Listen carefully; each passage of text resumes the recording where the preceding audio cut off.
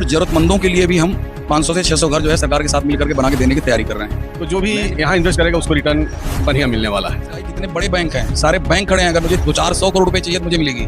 मेरी कंपनी तो जैसे बहरीन दुबई में बनते हैं उस तरह का अपार्टमेंट होना चाहिए।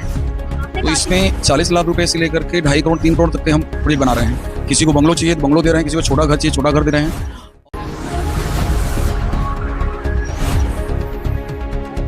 प्रधानमंत्री का संसदीय क्षेत्र अब बड़ा इन्वेस्टमेंट हब बनने वाला है प्रवासियों के लिए। देखिए हमारे साथ अभी रामगोपाल जी मौजूद है, उनसे बातचीत करते हैं। ये प्रोजेक्ट पूरा किस प्रकार से है? ये प्रोजेक्ट जो है एक रेजिडेंशियल प्रोजेक्ट है, उसमें कुछ कमर्शियल भी रहेंगे। तो इसमें 40 लाख रुपए से लेकर के 2.5 करोड़ 3 करोड़ तक के हम प्रोजेक्ट बना रहे हैं। किसी को बंगलो चाहिए तो बंगलो दे रहे हैं, किसी को छोटा घर चाहिए छोटा घर दे रहे हैं। और जरूरतमंदों के लिए भी हम 500 से 600 घर जो है सरकार के साथ मिलकर के बना के देने की तैयारी कर रहे हैं। लैंड एक्विजिशन की कार्रवाई हमारी पूरी हो गई है, लैंड बैंक मेरे पास है, डीपीआर तैयार हो रहे हैं, दीपावली तक सारे डीपीआर तैयार हो जाएंगे। प्रोजेक्ट किन किन क्षेत्रों में हमें देखने को मिल सकता है? ये प्रोजेक्ट जो है आप बनारस से निकलिए, एयरपोर्ट रोड पे हरौआ के पास जो है रामेश्वर रोड है, वहाँ पे श्री साई सिटी है, जिसमें 608 लोग खुशी खुशी रह रहे हैं जो जरूरतमंदों को हमने घर दिया है। 464 घर बन के तैयार हो जाएंगे, बिल्डिंग तैयार हो गई है, फिनिशिंग हो रही है। अगले साल उसकी जो है जनवरी फरवरी में उसका पोजीशन होगा। लखनऊ एयरपोर्ट के पास आप जाएंगे तो हमारा 5 टावर है, जिसमें 2 टावर बन के तैयार है, फिनिशिंग चल रही है। जो नया एक्विजिशन हो रहा है वो रिंग रोड फेज 3 पे गंगा पार हो रहा है, जिसकी डीपीआर तैयार होकर के सारी प्रक्रिया पूरी करने के बाद फिर उस पर जो है हम लोग आगे काम करेंगे। बात करें तो लोगों के मन में एक सवाल आता है कि कागजी दस्तावेज तो पूरे हैं, क्योंकि हम बड़ा इन्वेस्टमेंट कर रहे हैं, तो उसके लिए बड़े सवाल उठते हैं। मैडम, इन्वेस्टमेंट की कोई ज़रूरत ही नहीं है। हमारी कंपनी के पीछे हमारे नेशनलाइज जितने बड़े बैंक हैं सारे बैंक खड़े हैं। अगर मुझे 200-400 करोड़ रुपए चाहिए तो मुझे मिलेगी। मेरी कंपनी की बैलेंस शीट देखिए, मेरी नेटवर्क देखिए, मेरी हैसियत देखिए, फिर उसके बाद वो करो। और आज के डेट में किसी बिल्डर के पास इतनी हिम्मत नहीं है कि जो किसी कस्टमर के साथ चीट कर सके। रियल एस्टेट के जो अप्स एंड डाउन है उसको कैसे मेंटेन किया जाएगा? अभी अप डाउन जो है दूसरे जगह है, हमारे काशी में नहीं, हमारे यूपी में नहीं है। क्योंकि हमारा यूपी जो है 2017 से 2026 9 साल हुआ है, और 9 साल में यूपी विकास कर रहा है। अभी तो हमारे रोड बन रहे हैं, बाकी सारी चीज़ें तैयार हो रही हैं। और बात करें काशी की, तो काशी में 2014 के पहले जो है बरना और अस्सी के बीच में काशी था। इतनी बड़ी बड़ी टाउनशिप नहीं थी। तो यहाँ पे कहीं कुछ नहीं होना है। यहाँ पे ग्रोथ तभी 10 साल तक आराम से होना है। और 10 साल तक क्या, यहाँ काशी में हर व्यक्ति की इच्छा होती है काशी में आके रहना। एक सपना होता है बिहार के, झारखंड के, छत्तीसगढ़ के, पूर्वांचल लोगों का कि एक मेरा घर हो, क्योंकि ये काशी मोक्ष की नगरी है।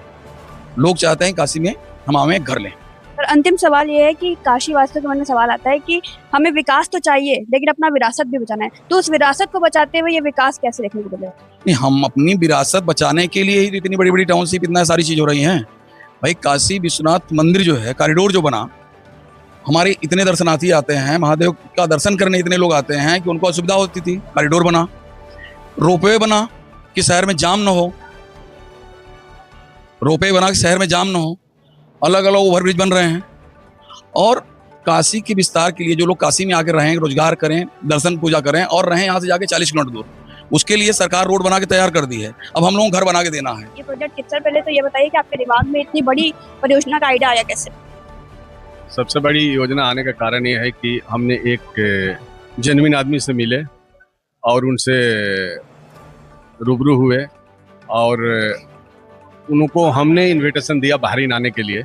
और मैंने बोला कि जो आप यहाँ प्रोजेक्ट कर रहे हैं और एनआरआई को लाना चाहते हैं वहाँ से, तो सबसे पहले आप एक काम कीजिए कि आप बहरीन आइए और वहाँ आके प्रोजेक्ट देखिए कि किस तरह के काम होते हैं।